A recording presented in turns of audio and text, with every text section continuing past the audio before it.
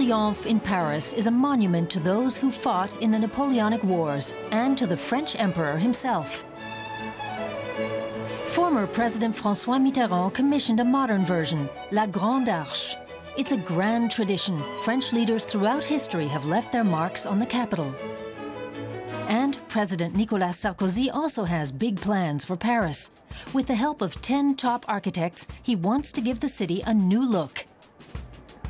The president's Greater Paris project is an urban renewal initiative aimed at revamping the French capital. Greater Paris will only be a cohesive city if you stop talking about the suburbs, if unstable areas cease to exist, and if a person's destiny is no longer determined by the neighborhood he lives in. When where someone comes from will no longer be a source of discrimination. Stirring sentiments.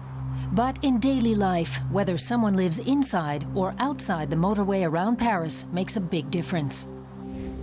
The district Clichy-Montfermeil, for example, lies outside the ring. Police escorts accompanied us to visit certain parts of town. Residents here have little faith in the government, and many are still angry with the French president. No one would agree to an interview. 5 years ago, Clichy was rocked by riots. Sarkozy was France's interior minister at the time, and he pursued a policy of confrontation instead of compromise. As president, he struggled to address the area's problems. Unemployment and poverty are still rampant in suburbs like Clichy. Those who can afford to leave are moving away. Clichy was developed in the 1960s, but with no metro stop to connect it to central Paris, it remains isolated. The town hall, Clichy's sole historic building, carries a banner that calls for a tram line here. Sarkozy's draft plan would see a stop on the city's new subway ring built in Clichy-Montfermeil, but local leaders say that's not enough. Some suburbs have had subway stops for a while, but are still struggling with problems in poverty. The subway is just part of the solution. Troubled families need more help. And if the job shortage in France continues, that's not helpful either.